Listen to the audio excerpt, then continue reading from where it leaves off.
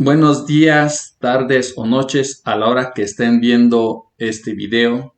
Bienvenidos al programa de investigación en electromovilidad y almacenamiento de energía, un programa vinculado entre el Instituto Politécnico Nacional y México Energía que Mueve. Hoy hablaremos de nanomateriales bimetálicos para almacenar hidrógeno. Hemos en capítulos anteriores hablado de almacenamiento de hidrógeno. Hoy en específico tenemos una representación esquemática de los métodos de almacenamiento de hidrógeno. En cuanto a la ruta física para almacenar hidrógeno, es en cuanto a hacerlo de forma gaseosa a alta presión, 350 bar para vehículos grandes, 700 bar para vehículos ligeros, pequeños. O podemos licuar con presión a el hidrógeno, tenerlo líquido y poderlo estarlo transportando por pipas, por tren, por barco. También podemos tenerlo líquido si bajamos la temperatura, mantenerlo en forma criogénica. El tenerlo en gas a alta presión, saben que también se puede transportar por pipas o mandarlo por ductos.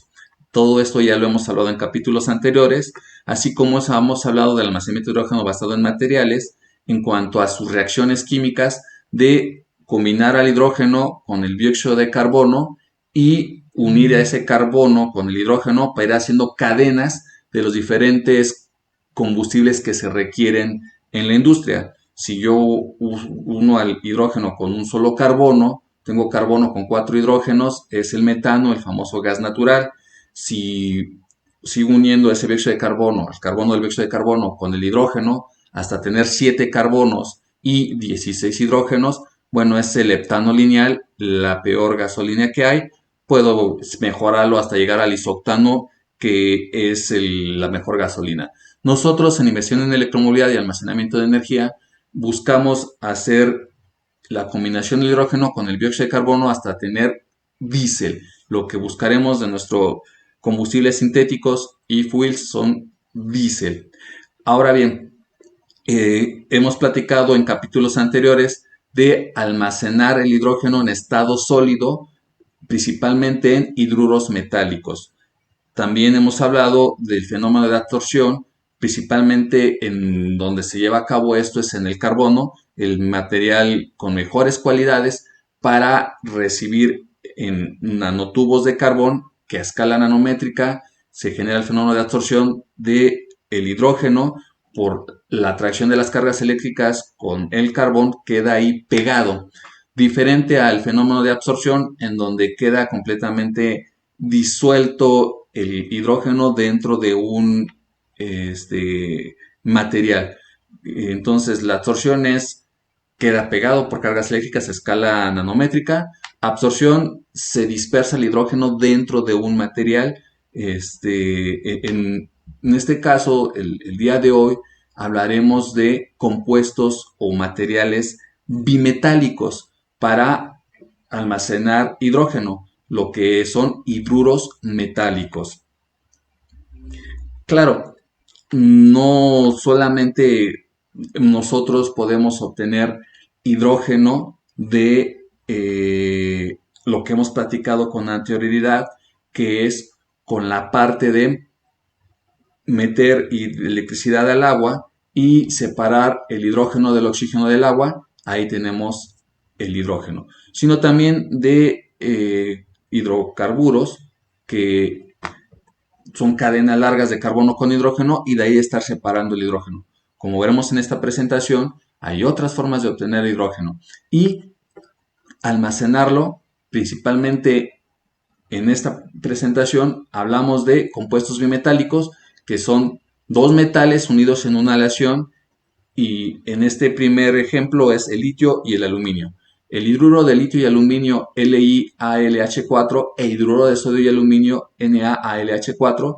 Estos hidruros bimetálicos se descomponen al aplicar determinadas temperaturas. Según el estudio de la descomposición de hidruro de litio y aluminio, se descompone en 3 etapas a temperaturas de 154 grados centígrados, 197 grados centígrados, 580 grados centígrados.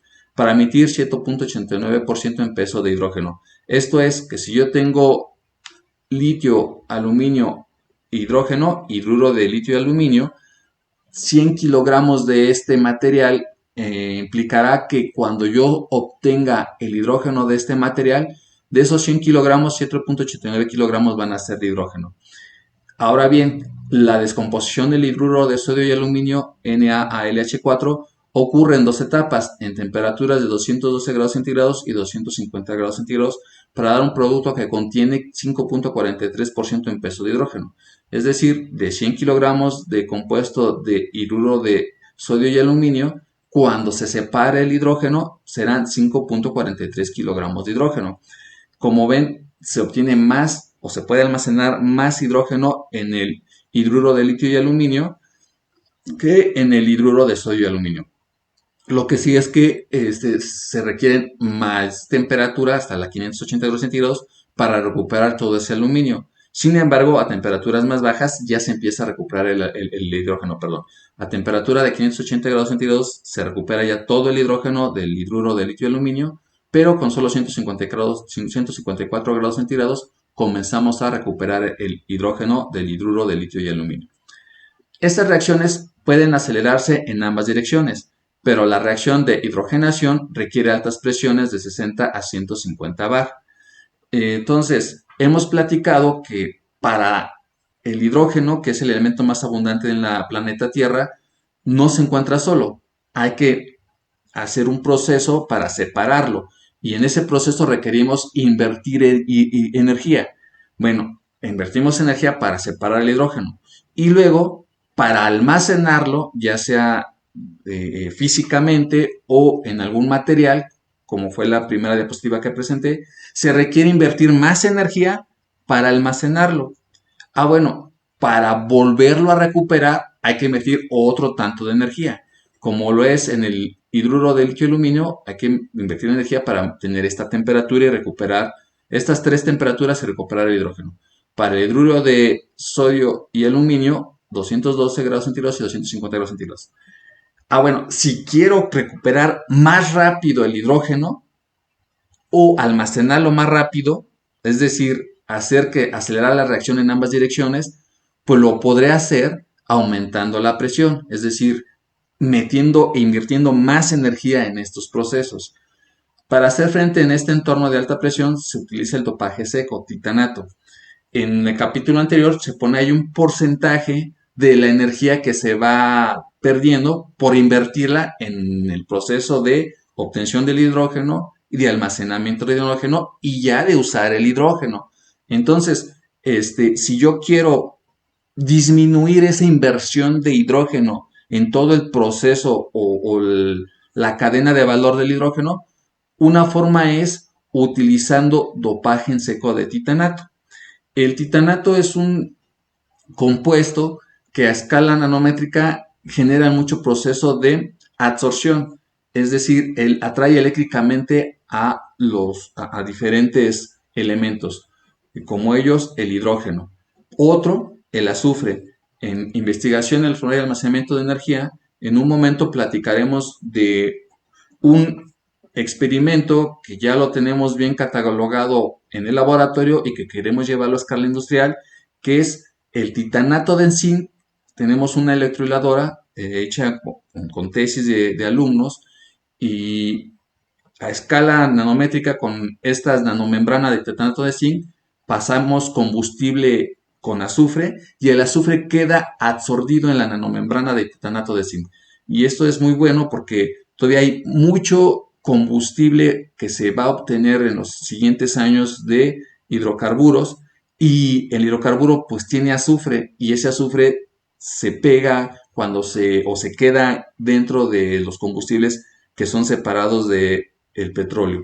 Entonces, actualmente el azufre lo separan con desilosulfuradoras que son muy costosas, millones de dólares, y el combustible lo tienen que tener arriba de 700 grados centígrados para hacer la eliminación del azufre.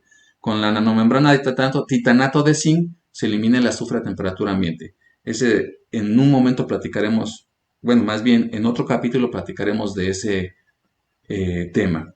Bueno, Con el titanato aumentó la cinética de reacción en la hidrogenación, adición de hidrógeno, de hidruro de sodio y aluminio. Es decir, más rápido se pegó el hidrógeno al compuesto bimetálico de sodio y aluminio. Ahora bien, en un momento en un capítulo preguntaba, ¿qué va a ser lo más conveniente para cuando nosotros vayamos a compostar nuestros vehículos, el hidrógeno, compostar el hidrógeno de nuestros vehículos? Es decir, ir a cargar hidrógeno al tanque de hidrógeno de nuestro vehículo. Bueno, vamos a ir a una hidrogenera o una hidrogenadora. Como por ahí alguien preguntó, ¿qué es correcto, gasolinera o gasolinería? Las dos son correctas porque la Real Academia Española así ya dice que son sinónimos, gasolinera que gasolinería. Bueno, en el caso de ir a compostar hidrógeno, vamos a ir a una hidrogenera. Así ya se está utilizando en Europa, son hidrogeneras. La parte de hidrogenadora es separada para hacer este tipo de procesos. Es decir, yo puedo tener una industria de hidrogenadora y ahí lo que voy a hacer es meter hidrógeno a almacenarlo en algún material y ese proceso se le llama hidrogenación. Entonces la hidrogenación la voy a hacer en una hidrogenadora y compostar mi tanque de hidrógeno voy a una hidrogenera. Esa va a ser, o es como se está llevando a cabo la separación de estas palabras. Entonces, el dopaje en exceso de titanato y trazas de aluminio en grafeno mejora el hidrógeno gravimétrico contenido. Cuando se utiliza una gran cantidad de aluminio, aumenta la tasa de absorción de hidrógeno y el material se vuelve inestable.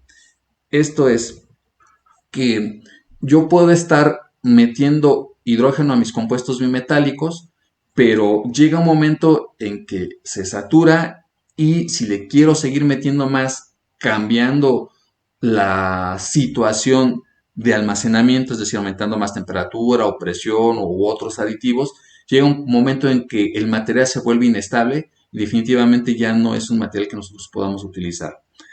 Vemos en pantalla el gráfico de tiempo de descomposición de hidracina catalizada por diferentes composiciones de catalizador. Esto es, así como tenemos cadenas de hidrocarburos que son diferentes tipos de petróleos y de ahí vamos separando, si separa un carbón con 4 hidrógenos del petróleo, bueno, es el metano, que es el gas natural. Si separo 7 carbonos con sus 16 hidrógenos, bueno, es el heptano lineal, y que es la peor gasolina. De la misma forma, existe la hidracina. La hidracina son cadenas largas de nitrógeno e hidrógeno. Entonces, de la hidracina también yo puedo obtener el hidrógeno por medio de catalizadores. Al trabajar con catalizadores de níquel y rodio bimetálico, soportado en CIF, el CIF 8 es Zeolita Limidazollate Framework 8, que no es otra cosa más que un compuesto de zinc, o principalmente un compuesto de zinc, para almacenamiento de hidrógeno y mezclado con hidracina en solución alcalina. El CIF 8 es una estructura organometálica y un compuesto importante para catálisis heterogénea. En este caso, el almacenamiento de hidrógeno muestra excelentes resultados cuando el níquel rodio es compatible con el CIF 8. Entonces, esta hidracina, vemos en pantalla que en el eje X tengo el tiempo en minutos a la menos 1, implica que es la frecuencia, el inverso del tiempo es la frecuencia, y la frecuencia con la que yo puedo obtener hidrógeno de la hidracina con diferentes catalizadores.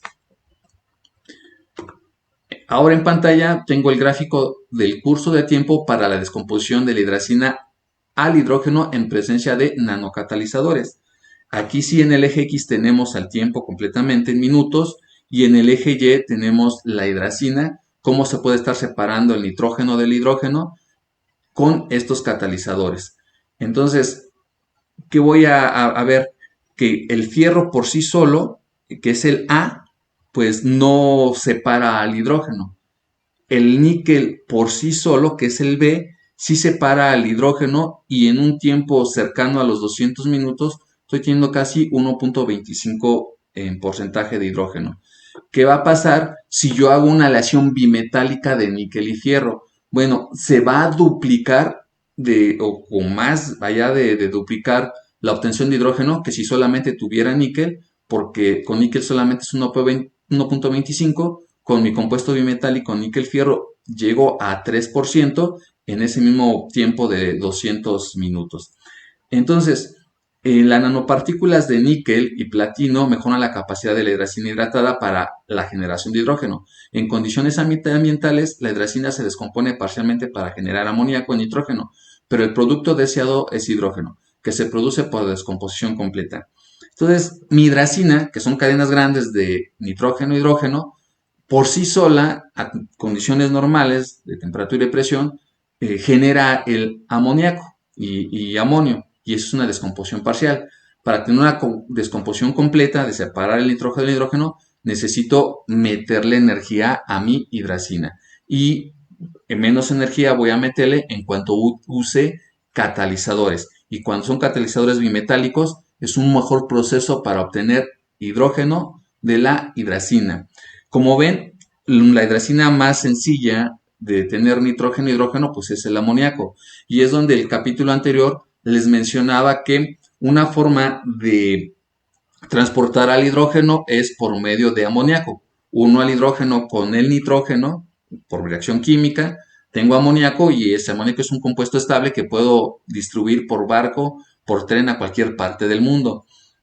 Llegando a su destino, el amoníaco se vuelve a separar el nitrógeno del hidrógeno por una descomposición completa de este amoníaco vía la reacción con algún catalizador. Bueno, cuando se forma una aleación de níquel con cualquiera de los metales como rodio, platino e iridio o metales no nobles como el fierro y se utiliza como catalizador, entonces la hidracina hidratada se descompone completamente para dar hidrógeno. Se produce amoníaco no deseado durante la reacción que a veces pasa al estar haciendo la descomposición de la hidracina en nitrógeno e hidrógeno. A veces, como se lo mencioné, ya sea porque no se tienen las condiciones completas de la reacción a temperatura y presión, o se tienen nada más condiciones normales de presión y temperatura, y tengo nada más una descomposición imparcial o parcial más bien. Y entonces, para separar completamente el nitrógeno del hidrógeno, se utiliza ácido clorhídrico. Con el ácido clorhídrico tengo un gas final que solo contiene nitrógeno e hidrógeno. Entonces ya tengo mi descomposición completa de nitrógeno e hidrógeno. Entonces, así yo tenga mi cadena grande, puedo completamente obtener directamente nitrógeno e hidrógeno, o dependiendo de la reacción, tener un proceso parcial en donde voy a tener amoníaco, pero ese amoníaco también lo va a poder descomponer con ácido clorhídrico. El ácido clorhídrico también es muy importante porque se combina. Es decir, yo tengo aquí cloro y nitrógeno, puedo obtener la separación de el hidrógeno de este cloro en presencia del nitrógeno.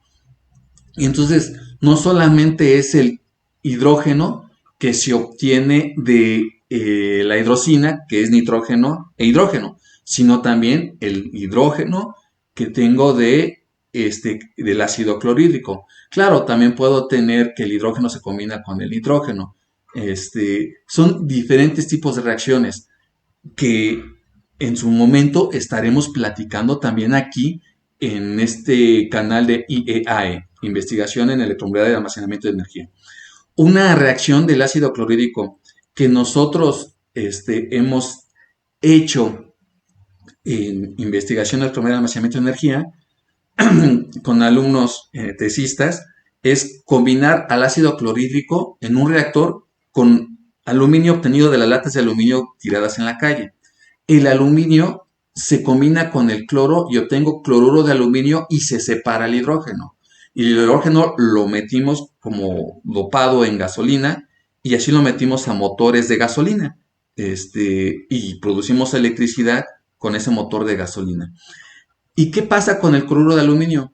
Es un compuesto que se utiliza bastante en la industria de los cosméticos para cremas faciales.